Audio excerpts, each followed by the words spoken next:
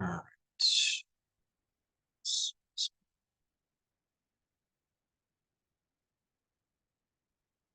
Okay.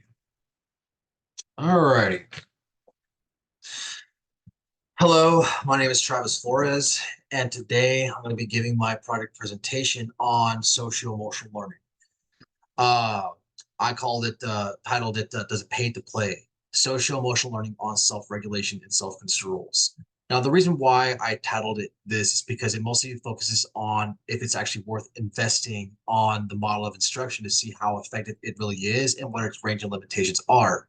And despite its popularity, it hasn't been around for too long, which is why skeptics like myself like to evaluate these kind of things to see if the guarantee on the package really is as good as it claims as it is. So that's the reason why I chose this as my project for the semester. So, question is, what is social emotional learning? Well, from what I understand off the lit review, it's basically a model of instruction that focuses on social development for both children and adults, on skills, values, and attitudes necessary to understand and manage life tasks. Basically, skills like cognitive learning, forming, maintaining relationships, and the flexibility to adapt to challenges and expectations are usually what kind of comes on the package there. So it is an intentional development of competencies such as social awareness, self-regulation, responsible decision-making, and skills for cultivating relationships, which is extremely important for business kind of people and things of that nature. So basically, some of the stuff on there that kind of caught my interest is stuff like how to identify and treat affective states or mindfulness. So obviously, in terms of like being able to identify what other people are experiencing and how to treat them and interact, that's kind of like the idea and gist of what the model does. It informs students what emotional states they experience and how to pretty much handle, cope, and deal with it, not just with themselves but other people as well. So that's pretty much the gist, the nutshell behind the model itself. So now, the historical background, trends, and findings of research. A lot of the pioneering studies began from 1997 on, and it's been more popular quite recently. I do remember on watching on television on the news about a couple of years ago. This was actually on Good Morning America, and it was basically being marketed and peddled as like a really cool ball of instruction. And they were obviously showing some pretty cool stuff on there. So I was quite curious and skeptical to check it out. The book on the right is actually that you see on the slide there. A lot of the leading researchers in this field pretty much contributed towards this book back in '97. Uh, so a lot of the papers I used to actually look up this model of learning pointed towards this and all these other people like Weissenberg, Elias, and some of these other guys. I can't see this right now, but a lot of the previous derivatives mostly derive from stuff like objective-based education, performance-based education, No Child Left Behind Act, and Every Student Succeeds Act. Basically, it's just another the same thing as the previous ones, just a different name and label and all that other stuff. So now, some of the issues I do have with this model is that because it's been around for such a short amount of time, there's really not a lot of longitudinal studies for any noticeable effect size gains to reflect any cost of investments that influences performance. So we don't really know how effective it is and if the money really does investing towards this really does have an influencing factor. So basically, we're kind of checking to see if the cost investment really is worth the effect that it claims it's supposed to give. So some of the recent findings I was able to find in the paper trail I was digging around was that they found that self-regulation, self-awareness were not as focused compared to social awareness, which basically influences fixed entity theory. So students mostly focus on a mindset, like a fixed mindset of the world around them, no social awareness, but they're not aware about themselves or like how to regulate themselves, how to cope, and how to deal with opposing or rather contradicting bits of information or whatever kind of obstacles they come across. So that's essentially what has been found in this model of learning. Another one that I've actually found that was quite interesting was how they were kind of trying to associate teacher self-regulation and social emotional competency to influence student self-regulation, which ultimately influences GPA performance, which is what we really care about. And that's also our objective measures that we will be focusing mostly uh, in this study here. So another interesting caveat that I did find was that teachers' passion or lack of the subject that they're teaching typically does not influence the students' interest in their own personal subjects of interest. So there is that nuance of individual personal interests that does come to play when it comes to trying to get students motivated on a topic of interest or lack of. So basically, it's chalked down to individual personal interests by the end of the day. So the purpose behind this is, why is it important to address? Well, aside from asking why it's suddenly popular and why the hasty buy-in, despite not being around too long, more important fundamental questions revolve around things like if the investment is worth the cost, or will it just be a sunk cost? That's a very important thing to consider, because people, schools, administrators, policymakers, they typically buy into things that sound really cool and awesome, despite not being around or a lack of evidence. And the financial resources, where it goes and where it can be used, is obviously a very important thing. And most people really don't take that into consideration. So it's something I kind of wanted to look into to see if it's really worth actually investing on a model that people claim really is good as they say it is. So part of it is to ascertain its effectiveness. How effective is it? What are its strengths, weaknesses, and limitations? The range of what it can and cannot do. So, are there ways to augment its cost benefit potential and effectiveness to be worth the risk? Or must other risk analysis options be employed? Or should we just pass off on it completely? And there are some other issues I will address in just a second. Are there ways we can incorporate those skills in teacher training to save the costs? Can we just get rid of all of that, just throw some of that into just basic teacher training that should be expected to begin with? So the issue is, once again, is it worth extra time, effort, and money to actually go towards stuff like this, invest for yourself, or should this just be basic standard? Can it be used to help students transition to an effective professional workforce, social development for interpersonal and business relationships? Like I said in the previous slide, that's very important when it comes to business relations. That's very important for trying to seal a deal, for negotiations, etc. So you can see as to why it is somewhat important.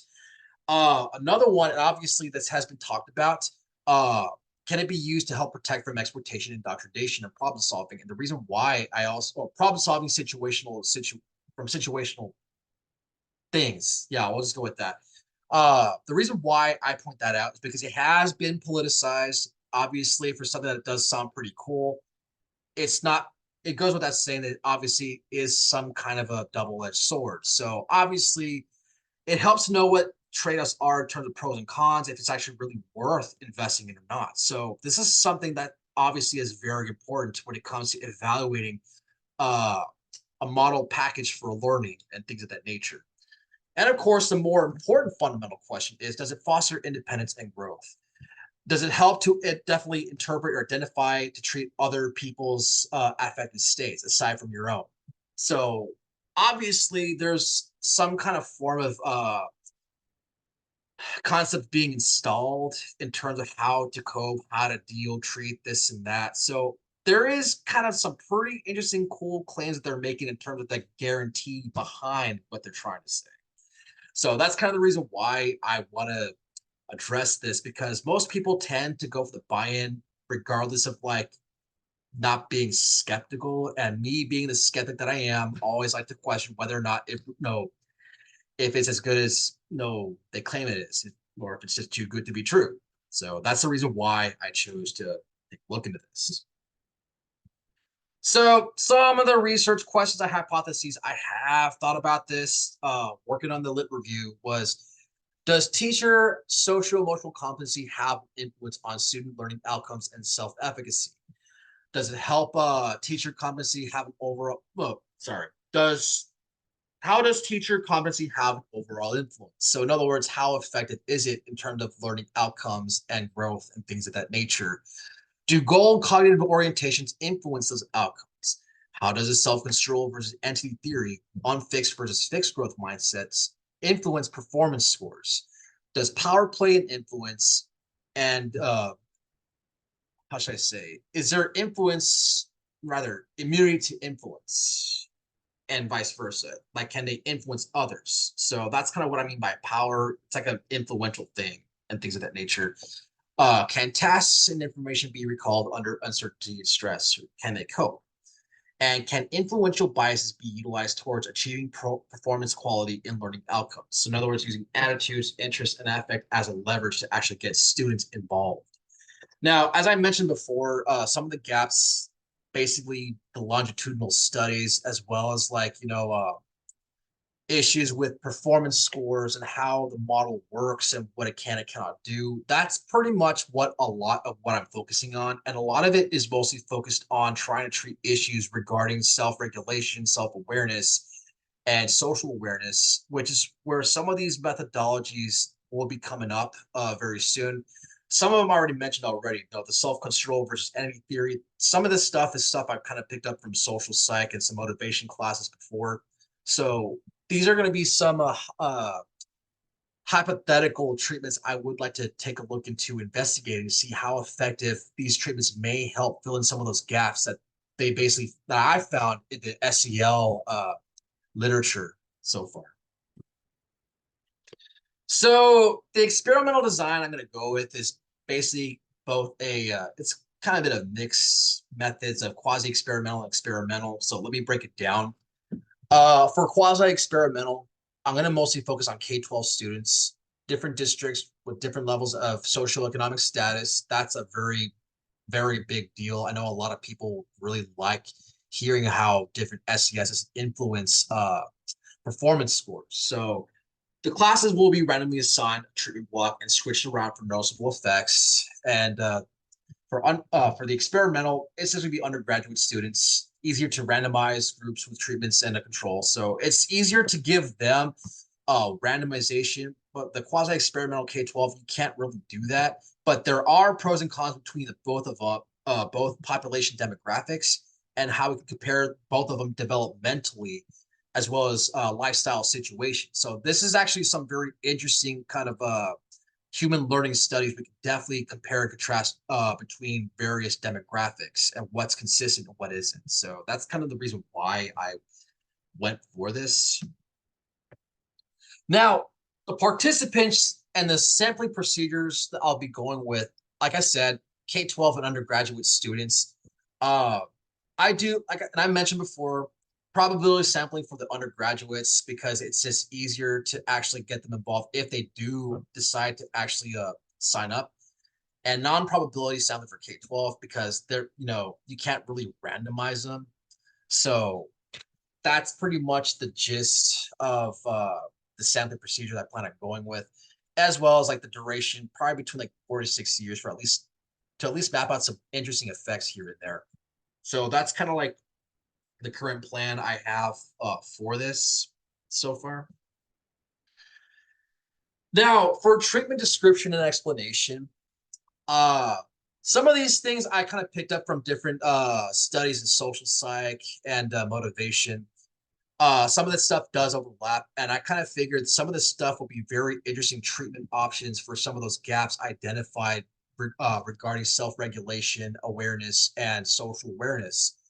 So a lot of it mostly does focus on goal orientations, open, closed cognitive states, as well as fixed and unfixed growth mindsets. So the basic one is mostly going to focus on performance tasks, stuff like problem solving, boring tasks like fill in the blank or whatever kind of activity we get to have them getting focused on working on completing something. So it kind of varies. I haven't thought too much about it, but I have considered at least using different tasks here and there. Boring tasks, what I mean by that also is like, have them work on like tasks that are not really meaningful. Like they're just boring, just not very entertaining or whatever. But It depends also, once again, on how the subjects view it. But that's the basic activity that I plan on having them do. So you have this entity versus self-control studies on performance and self-regulation. So I would like to compare students who perform with entity versus self-control mindsets. There was a really excellent social psych study on that in different high schools, especially with different SESs. And that's kind of where I got the idea from that I would like to contribute towards this because I haven't seen this yet in any SES studies yet, which is why I wanted to see if this may be a very effective treatment for that gap. Goal orientation, no, mostly focuses on goal focused resilience, how focused or apathetic they are from distractions to actually want to get a task done. Another one is open closed cognitive states to see how patient or congruent they are how patient they are to either work on a project or if they're satisfied with how should I say, with how congruent or incongruent they consider to be satisfactory in terms of completing a task. So basically, it's kind of like some verification process there. So you kind of see whether or not they do care, not in terms of how the quality of their performance. So that's kind of what that means there. Power and influence, immunity to influences or ability to influence. There's that resilience factor. So what I mean by that is kind of more like social influences, for the whole social awareness, where they either want to become like a different group or just kind of like be more independent. That's kind of pretty much what I'm talking about there. Uh, it mostly focused around influential factors there.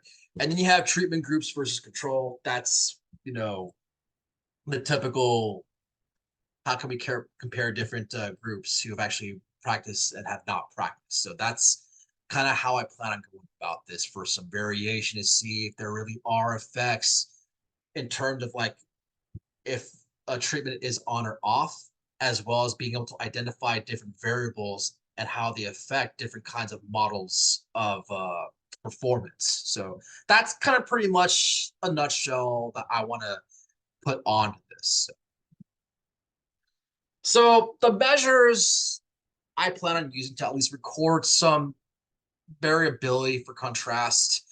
The basic objective measures, of course, will be GPA. That's, like I said, that's the one we really care about the most. Now, some of these other add-ons are kind of like some cool stuff to help identify and measure different things here and there. Um, some of my favorites, no, the fusion thermometer. It's a Likert scale or expression charts that emphasize polarity between positive, negative affect and attribution. So there's core affect to consider, social distancing in terms of both physical distance, avoidance versus approach, orientation, and interrelationship attitude. So there's attitudes and nuances.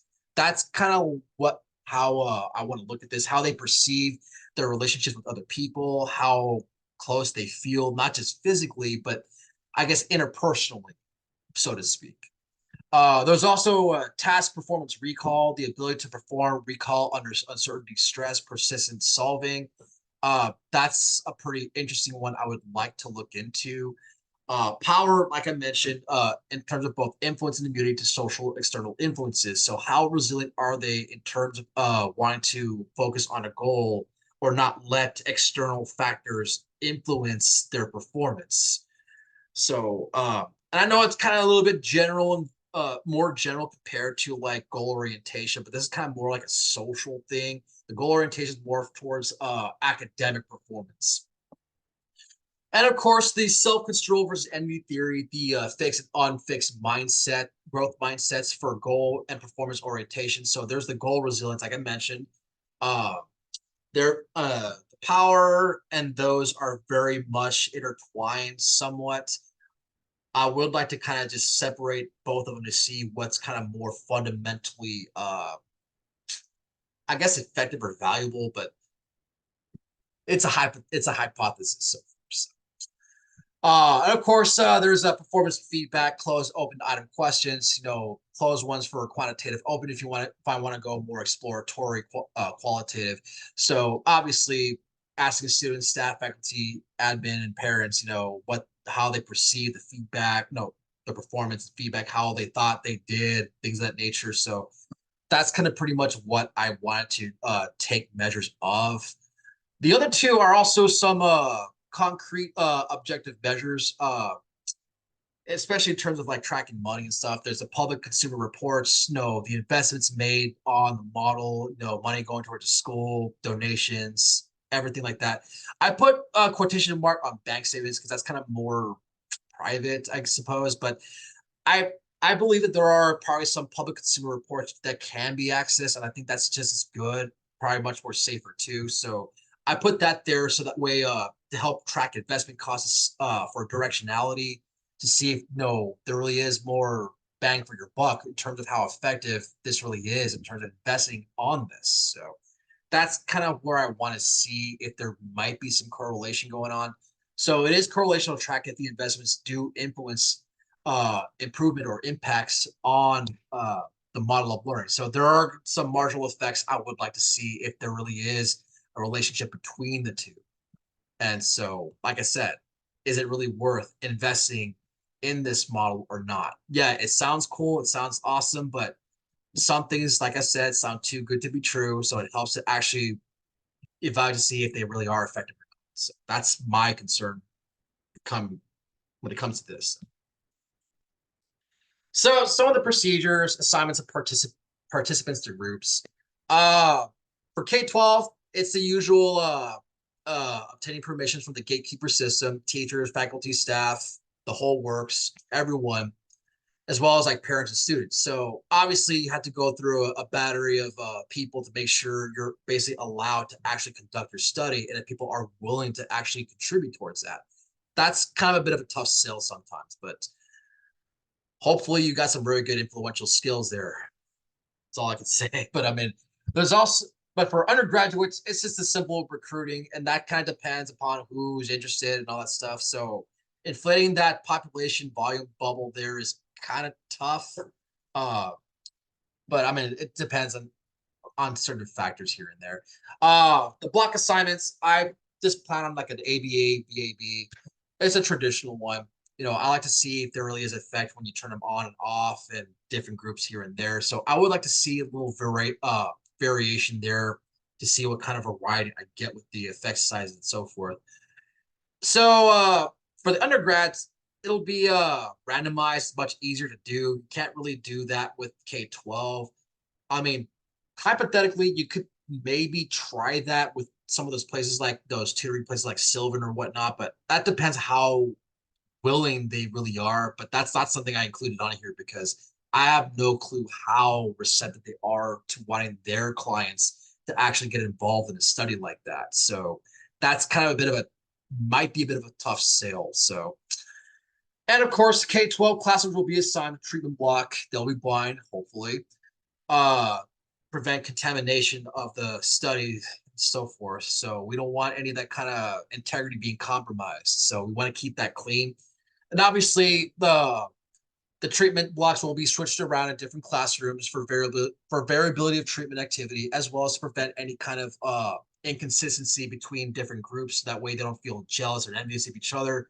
Everyone gets a chance. Everyone gets ups and downs. So we kind of want to see, as well as protect everyone's interest. We want to see effects as well as protect everyone's interests. So obviously there's a lot to consider when it comes to actually putting this thing together and letting it take off. So you got to really keep those logistics in mind. So the strengths and weaknesses of internal and external validity, I can't talk today. Regarding this pipeline, this methodology pipeline to collect this data to filter and funnel it all. The issue, so internal validity, the strengths are attrition may not be likely in agreed K-12 groups because after all, you did have to go through hoops and hurdles to actually get people to sign up. So the likelihood of them backing out after all of that may not be likely, but still leave a little flexibility room for people and students who just don't want to do it no more. You got to have that, but not as likely since chances are because he had to go through so much and they had to do it too. They probably don't want to back out just as much because of that. That's a guess.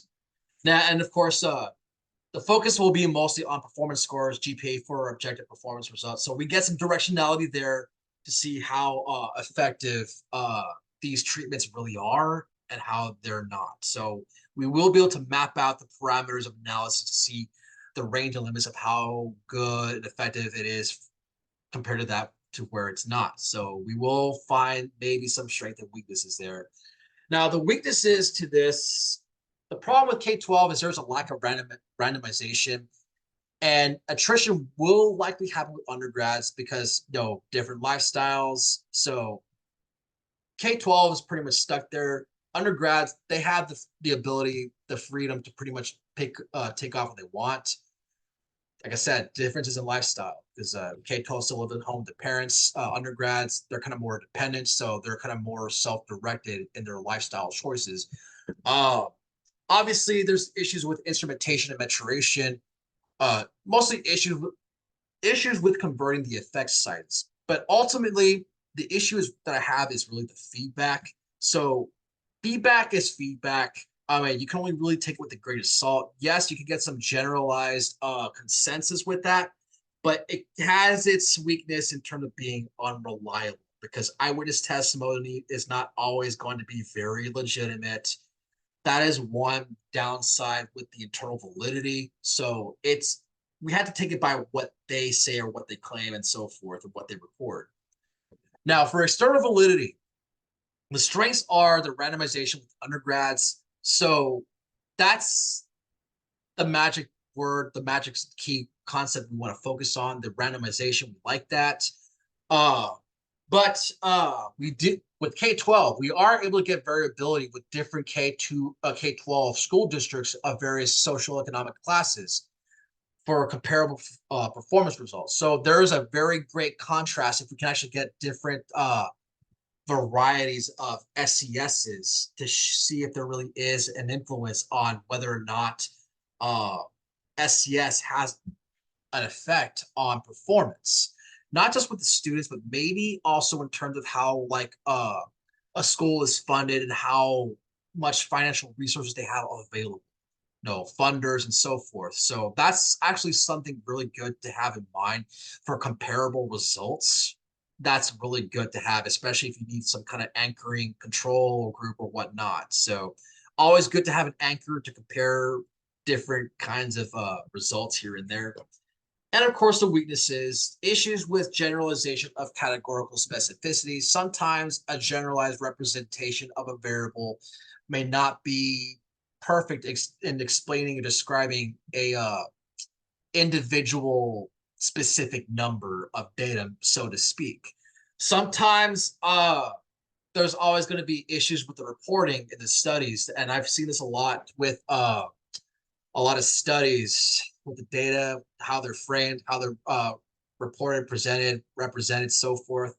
What's highlighted, what's under highlighted, uh, things of that nature. So that's pretty much one thing to look into consideration. The other is potential for interaction effects or contamination. That's the one thing we really don't want. That can potentially happen depending on how the people working on this project interact with the subject and so forth. The other issue also, because of contamination, maybe issues with compensatory rivalry or demoralization. So there's going to be, how should I say, people may actually want to work or be, how should I say, they'll be compromised in the sense where either they want to work harder or better compared to other groups, or they want to be in another one. So that kind of compromises the performance integrity of different students, if subjects, if they don't have that blind put on them. And that's kind of hard to kind of explain that to subjects because typically, like, I don't know, I'm pretty sure you get the gist, but basically, we want to protect that integrity because we definitely want to get an authentic, organic, natural recording of these data sets and studies, and that's what we really want. We don't want anything necessarily too experimentally induced. Sometimes that doesn't really transfer well to a natural organic setting. That's what we really care about more. So obviously representation of those variables is very important. That's pretty much something that you have to really keep into consideration, because sometimes that generalization on a specific individual is not always going to be reflecting of their potential values and nature and so forth. So that's something to consider in terms of the studies. So with that being said, in terms of questions, comments, concerns, feedback, I'm pretty sure Dr. Thompson may have something for us. For now, you could all can pretty much just message me on Canvas questions about this thing. I'll do the best I can to answer them to the best of my ability as well. But in terms of the feedback, I'm pretty sure I could probably ask Dr. Thompson for like a group discussion. People can ask questions. That way, everyone gets a chance to see, get some insights from other classmates, and how that may actually influence other questions and so forth. But that's how that process goes.